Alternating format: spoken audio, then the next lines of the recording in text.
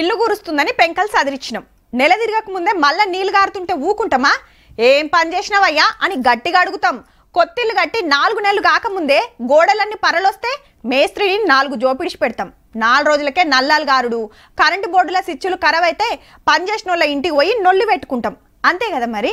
బరాబర్ పైసలు ఇచ్చినా పనులు చక్కగా చేయకుంటే చేసినోళ్ళదే జిమ్మెదారు ఉంటుంది. కానీ చల్ మాకేం గర్జు, మీరు పైసలు ఇస్తే రిపేర్ చేస్తాము లేకుంటే లేదని సాబ్ సీదా చెప్పేసిరు. మేడిగడ్డ కట్టిన ఎల్ఎన్టీ కంపెనీ వాళ్ళు. మీరు చెప్పిన జాగలా మీరు ఇచ్చిన డిజైన్ల ప్రకారము మీరు కట్టమంటేనే కట్టినాము. డిజైన్ల ఫాల్తుంటే మీ తప్పు గాని మాకేం సంబంధం అని ఉత్తరం రాసింది సర్కార్ కు.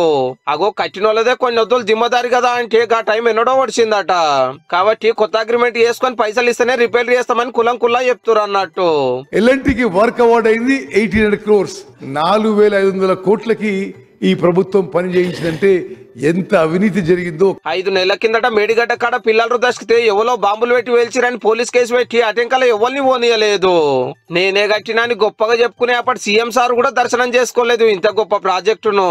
లేలే రిపేర్ ఖర్చు మేమే పెట్టుకుంటామని చెప్పిన ఎల్ఎన్టీ కంపెనీ అసెంబ్లీ రిజల్ట్ కు ఒక్క దినం ముంగట చేతుల మీదకి లేవట్టింది. మాకేం తెలియదు మేము ఏకానా కూడా పెట్టుకోమని.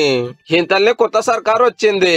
అగో గట్లెట్లుంటది, మీ కంపెనీని బ్లాక్ లిస్ట్ లో పెట్టి ఇంకే కాంట్రాక్ట్ రాకుండా చేస్తామని సీఎం సార్ వార్నింగ్ ఇచ్చినా అస్సలు తగ్గుతలేదు. రిపేర్ చేయాలంటే కాపర్ డ్యామ్ కట్టాలన్నట ఫస్ట్. దీనికి 55 కోట్ల ఖర్చు అవుతుందట అందాజ లెక్క.